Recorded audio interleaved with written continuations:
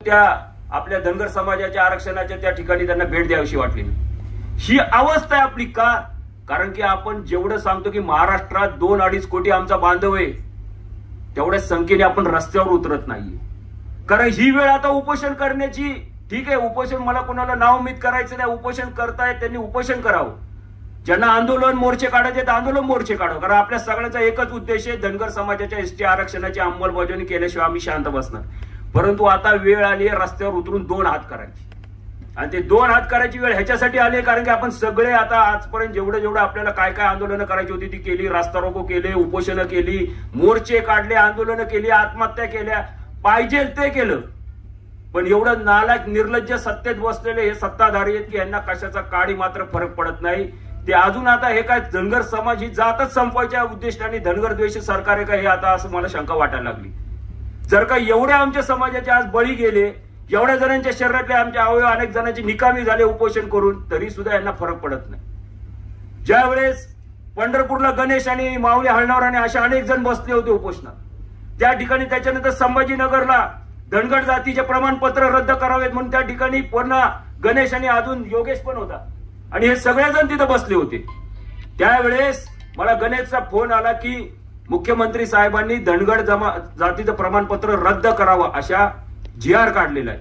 कारण तिथल्या त्या कोण आयुक्त होत्या लेडीज, त्यांनी काहीतरी वाटतं ते ऐकत नव्हते ती गोष्ट, चव्हाण मॅडम निलंबित, आणि मग त्यांना त्यावेळेस मुख्यमंत्र्यांनी सांगून ते धनगर जातीचे दाखले रद्द करावेत म्हणून आदेश काढायला सांगितला। आणि त्याच्यानंतर ज्या वेळेस शेवटचा आपला GR काढायचा होता, कारण गणेशचा मला फोन झाला की आपल्या आरक्षणाच्या अंमलबजावणीची आता दुसऱ्या ह्याला मुख्यमंत्री साहेब GR काढणार आहे, त्यांनी तसं आपल्याला आश्वासन दिलेलं, आणि लगेच आचारसंहिता लागती, लगेच निवडणुका लागतात, लगेच वेगवेगळे काय काय झाले, आणि तो प्रश्न तसाच रेंगाळत बसला। आता माझं काय ह्याच्यात जर का सांगण्यात चुकत असं करेल, अशाच पद्धतीने सगळ्या घटना घडल्या ना, मग कुणीतरी उठायचं, न्यायालयात लढा चालू आहे, कुणीतरी उठायचं। आता आमचे अधिकारी माझे IPS मधु शिंदे साहेब गेली कित्येक वर्ष कोर्टात लढा लढत आहेत, कित्येक वर्ष, करोडो रुपये समाज बांधवांनी त्या लढ्यासाठी दिलेत, करोडो।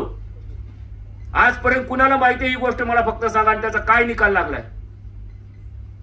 इथं अनेक जण आहेत ना आंदोलन करते, आणि अनेक जण आहेत ना ज्यांनी या उपोषणासाठी अभ्यास केलेला आहे, किंवा उपोषणामध्ये गणेश तुला तरी माहिती असेल किंवा योगेश तुला माहिती असेल की आजपर्यंत त्या मधु शिंदे साहेबांनी कोर्टामध्ये जो लढा दिला, नक्कीच त्यातून चांगलं काहीतरी निघालं असेल, पण आता गेले अनेक 10, 12, 15 वर्ष झाले असतील, अजून तो कोर्टात लढा चालूच आहे। म्हणजे हे सगळं पडद्याच्या मागच्या गोष्टी आपल्या पुढे येतच नाही, फक्त आंदोलनं करायची आहेत, आंदोलनं करायची आहेत, उपोषण करायचंय, हे करायचंय, ते करायचं, पण कागदोपत्री सुद्धा आपल्याला तिथं लढावं लागणार आहे।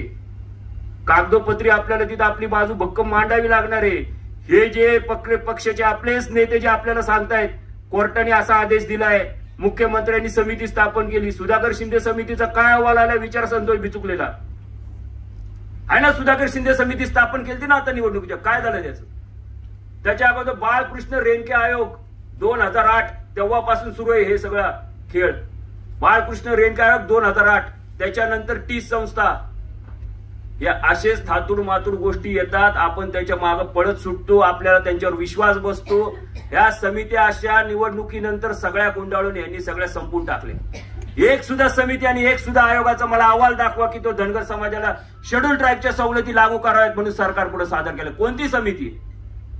याचं सुद्धा आपल्याला ज्ञान असलं पाहिजे, हे सुद्धा आपल्याला माहिती असलं पाहिजे की आपल्याला फसवतायत कोण, आपल्यातले गद्दार कोण आहेत, आपल्यातले दलाली करणारे दलाल कोण आहेत। थोडीशी आता भाषा मी वेगळं तुम्हाला थोडंसं वाईट वाटेल, पण हे आपल्याला ओळखता आलं पाहिजे।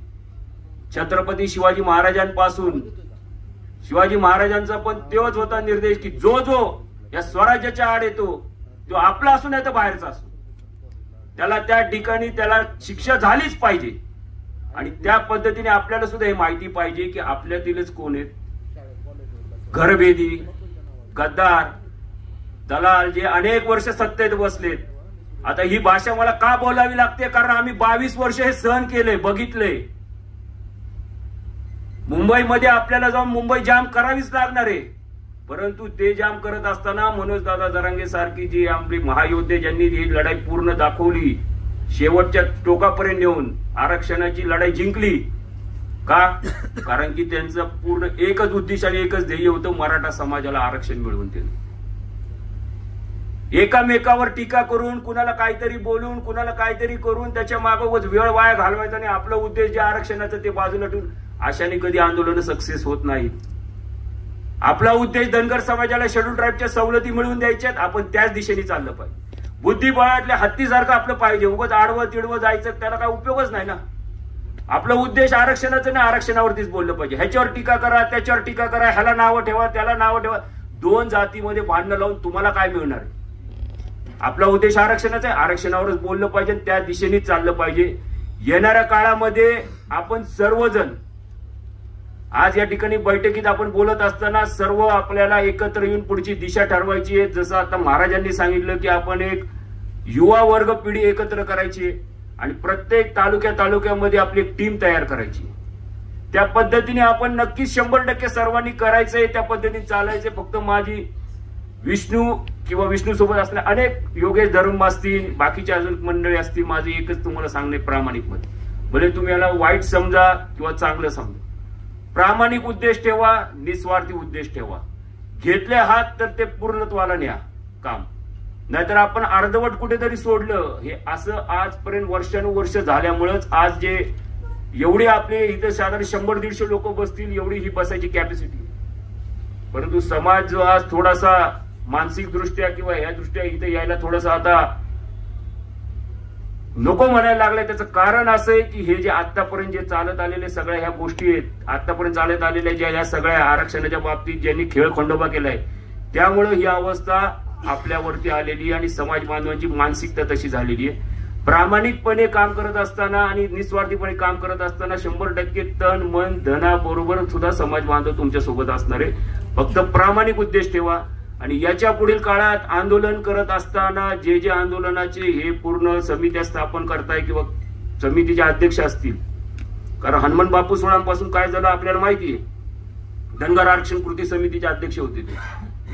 त्यामुळे ते समितीचे अध्यक्ष पदाधिकारी मला त्यात समिती घ्याव्या ह्याच्यामुळे पण आपल्यात वाद झाले चौंडीमध्ये. कुणाला घेताय कुणाला नाही, त्याच्यामुळे भर स्टेजवर आता हे सांगायसारखं नाहीये, परंतु सांगावं लागतंय कारण की कशी मानसिकता असते यांची ती. त्यामुळे कुणी